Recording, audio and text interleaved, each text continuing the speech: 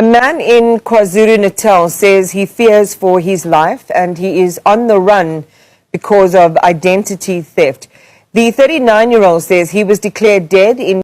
As a South African that you are, you never can tell.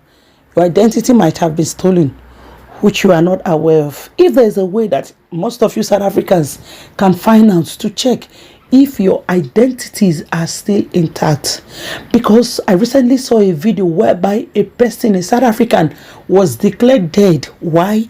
He was still alive simply because somebody stole his identity and he was declared dead. Like, seriously, how wicked can people be? He was declared dead while he was still alive.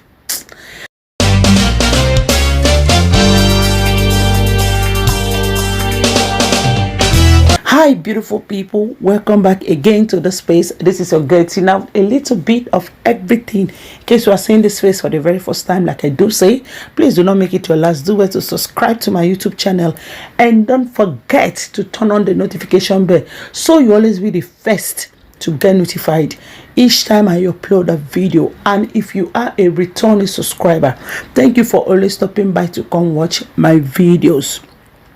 There are things I see here in South Africa as a foreigner. Like, I am wondering, why would people be this mean? Okay, let's take it back a little. I remember Chidima's case whereby they said the mom was on identity theft. You know, the document she has is not hers. Now I'm beginning to see the reason why South Africans are reacting this way. I saw a video yesterday on TikTok whereby on the news though that somebody is on the run. He cannot identify himself simply because somebody else is using his identity. He is a South African. He never knew that he was being impersonated, or rather somebody else is using his identity. He was never aware of it. He has been declared dead since 2020. I'm going to play you the video so that you see what I am talking of. I know most of you are always saying, oh, but you are a foreigner in this country. Why are you always in support of these people? But there are some things you will see, like, you cannot help but to say the truth. Like, seriously, it is so annoying and devastating for somebody to come and tell you that this is not you. Your identity has been stolen. Somebody else has stolen your identity. You cannot identify yourself. Like, seriously, it's annoying. It is annoying. Like, it's annoying. It is really annoying.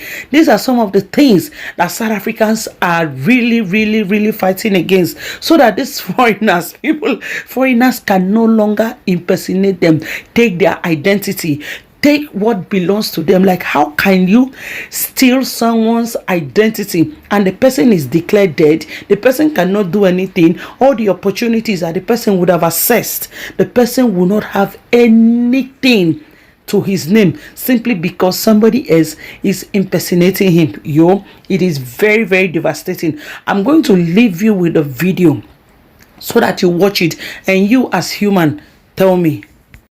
A man in KwaZulu-Natal says he fears for his life and he is on the run because of identity theft. The 39-year-old says he was declared dead in 2023 and several life policies were opened using his name. It's a curious story, and Siletiwe Ndlovu is with the man and joins us now. Siletiwe, just tell us a little bit more about how this particular individual found himself in this situation and some of the details that he's been sharing with you. Good morning, Iman. So it seems as if he found out by chance, really, that he has been declared dead. He tells us that he found out by going to the bank, but we're going to hear more of that information. But I think, Iman, something else that's frustrating for the victim is that there's much information, there's much investigations that he's also done on his own, joined by his IO, and there's much information that has been gathered, but it seems as if the case has stalled. We are going to bring him into the conversation now to find out what the police have said. But before we actually get into that, I just want to start off by talking about September 2023, when you found out that you've actually been declared dead. Let's just go back to that moment. Oh, yes. No, it's okay. Oh, yes. It was such a shocking moment because I went to one of the supermarkets to buy my groceries or the items I went to buy, and the card declined. My Capitec card declined. And then they tried it again, it declined. I went to the ATM, and when I got there to check the balance, the money was there. When I tried to withdraw it, I couldn't withdraw it. It told me I'm not authorized to withdraw it. Then I decided to go inside the bank, inside the branch, and then I asked the consultants, and the consultants asked me if I received any illegal money, huge sums of money, and then I told him no. And then he checked for me through his head office, and then he came back to me and told me that they said you died on Sunday. It's an unnatural death. And I was like, how? I'm dead. You can see me, I'm sitting right in front of you. So that's how I was puzzled. Then he told me to go to Home Affairs to go and check for this information. So you were declared, they said you died on Sunday. You are finding out on which day? I'm finding out on Tuesday. Mm-hmm. Yes. So you then went to Home Affairs where you were told that, just take us through what you were told. I then woke up the next morning, went to Home Affairs. When I got to Home Affairs, they called the supervisor to come assist me because I explained my matter, and then they called the supervisor, and the supervisor took me into his office. Then he went through, he said I must give him my ID number and my ID, the present one, because that was my new one. And then I gave it to him, he punched it on the system, and then it appeared. It said the death certificate then came out showing that I'm no more, I'm dead. And then after that, he took the liberty of trying to follow up on all these people because he first phoned the funeral, the Home Affairs first, where this happened.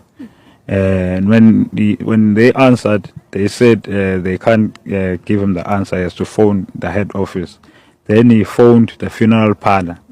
I don't know whether I can mention it, but the funeral parlor that he phoned was Nova's Funeral Parlor Services in Durban, where he put them on loudspeaker and he inquired that